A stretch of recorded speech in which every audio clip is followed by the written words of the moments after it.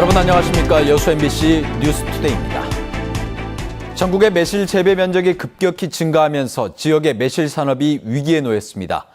광양시를 중심으로 인근 자치단체들이 활로를 찾기 위해 협력을 강화하기로 했는데 풀어야 할 과제도 적지 않습니다. 김주희 기자입니다. 전남 지역의 매실 재배 면적은 지난 2000년 539헥타르였던 것이 지난 2013년 3185헥타르로 증가했습니다.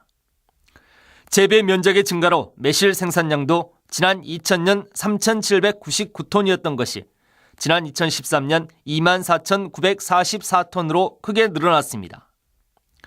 서울 가락시장 매실의 킬로그램당 가격은 지난 2000년 3,565원이었던 것을 정점으로 해 지난해 1,465원으로 하락 추세를 보이고 있습니다. 현재 전남 지역의 매실 생산량이 전국의 60%를 차지하고 있는 점을 감안하면 지역의 매실 재배 농가들은 직격탄을 맞고 있는 것입니다. 전국적으로 면적이 확대되고 따라서 생산량도 증가되고 또 작년에 이제 여러 가지 이제 사건들이 아니었습니까? 이제 세월을 할지 지방선거를 할지 또 뭐 경기 침체 이런 걸로 인해서 소비 심리가 좀 위축됐다. 지역의 자치단체들도 활로를 찾기 위한 대책 마련에 나섰습니다. 광양시를 중심으로 인근 순천시 등 자치단체들과 공동으로 더 이상 재배 면적이 확대되지 않도록 협력을 강화하기로 했습니다. 또 상호 출하 시기를 조절하고 고품질을 하기 위해 가격 안정 기금도 지원합니다. 이 밖에도 장목 전환을 하는 농가들에 대한 지원도 강화하기로 했습니다. 장목 전환에 따른 묘목대 또 일부 장비대 이런 거에서 헥타당 800만 원을 지원하고 있습니다. 근데 위기의 지역 매실 산업. 자치단체들까지 위기 탈출을 위해 팔을 걷어붙였지만 전남을 대표할 통합 브랜드 구축을 통한 가공 유통 체계 마련 등 풀어야 할 과제들은 여전히 산적해 있습니다. MBC 뉴스 김주희입니다. 올해로 49회째를 맞는 진남 거북선 축제가 어제부터 여수 이순신 광장 주변에서 개최됐습니다. 이번 진남 거북선 축제는 삼도수군 통제형의 숨결이란 주제로 통제형 길놀이 등 다채로운 프로그램과 함께 내일까지 개최됩니다. 행사 이틀째인 오늘은 거문도 뱃놀이 시연과 전라 좌수형 강강술래 등 승리를 전하는 행사가, 폐막일인 내일은 거북선 출정 퀴즈 대회 등이 진행됩니다. 지난 1967년 시작된 진남 거북선 축제는 1995년 문화관광부가 지정한 전국 최우수 축제로 선정된 바 있습니다. 여수시가 오는 8월 여수에서 열리는 전국 해양스포츠제전 개최 준비에 속도를 내고 있습니다. 여수시는 오는 8월 13일부터 전국 5만여 명의 선수와 일반인들이 참여한 가운데 박람회장과 소호 요트 경기장에서 열리는 제10회 전국 해양스포츠제전 개최를 위해 지난달 준비 계획을 수립한 데 이어 이달 안으로 행사 운영사 선정에 들어갑니다. 여수시는 또 오는 7월까지 경기장 시설물 배치와 함께 자원봉사 등 인력 배치를 마칠 계획이며 행사장 안전 대책과 교통 종합 대책도 수립할 방침입니다. 순천 해룡 일반 산업단지 개발 사업이 본격 추진됩니다. 전라남도는 해룡 산단 개발 면적 1.59 제곱킬로미터 가운데 임대 산단과 1차 개발 지역 0.95 제곱킬로미터를 조성한 데 이어 2차 분인 0.64 제곱킬로미터를 개발하기 위해 오는 7월 편입토지 보상 절차에 들어갈 계획입니다. 전라남도는 또 해룡 산단의 조기 활성화를 위해 1차 금속과 전자 부품 등으로 제한된 유치 업종에 화학과 고무 등 5개 업종을 추가하기로 하고 중앙부처와 협의를 진행하고 있습니다. 광양시가 농어민 소득 증대를 위해 6차 산업 활성화 조례를 제정했습니다.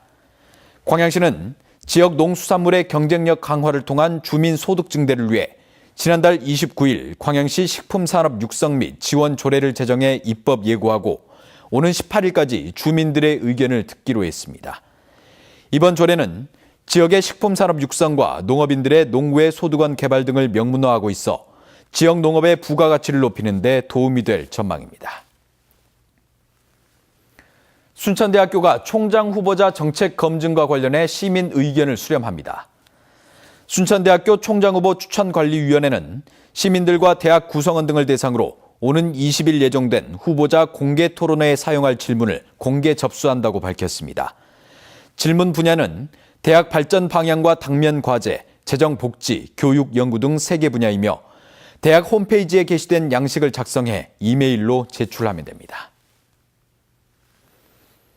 사실상 이번 주부터 5.18 추모 주간이 시작됩니다. 임을 위한 행진곡 논란 속에 올해는 어떤 행사가 열리고 또 어떤 메시지를 담아낼까요?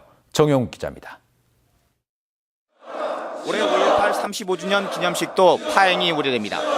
행사에는 모레 박근혜 대통령을 직접 만나 임을 위한 행진곡의 기념곡 지정과 기념식 재창을 요청하고 이게 받아들여지지 않을 경우 기념식 보이콧 등 강력 대응하겠다고 밝혔습니다.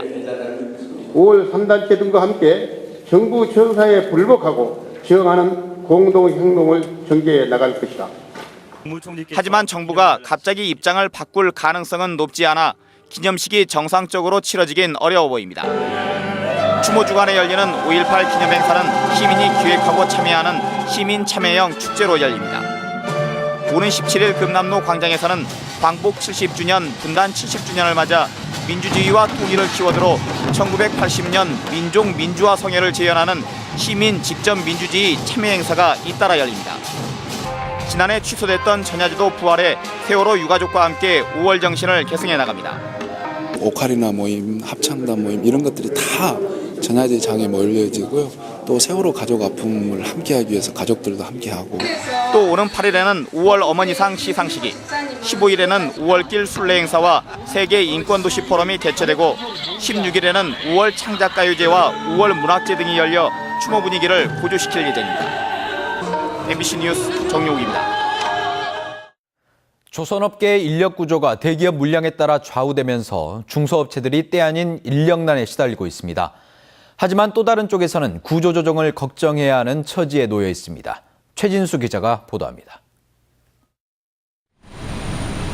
대불산단 조선업계가 조선 경기가 회복되지 않고 있는데도 인력난을 겪고 있습니다.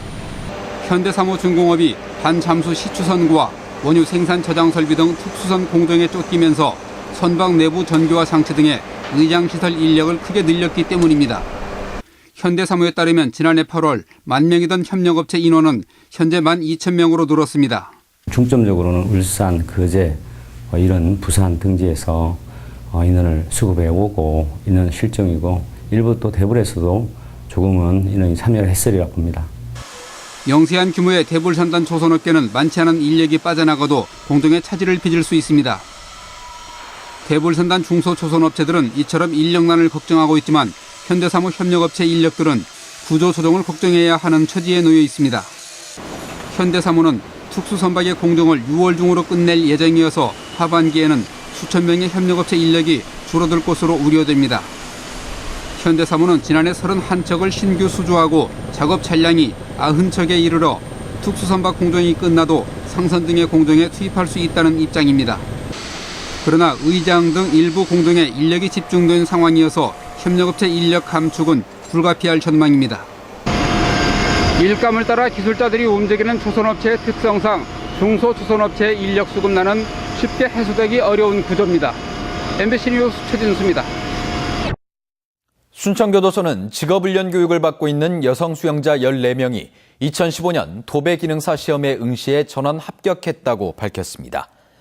순천교도소에서는 지난 2011년 도배 직업훈련 과정이 개설된 이후 교육생 전원인 108명이 도배기능사 자격을 취득했으며 지역 소외계층이나 복지시설 등을 대상으로 도배 봉사활동을 펼치고 있습니다.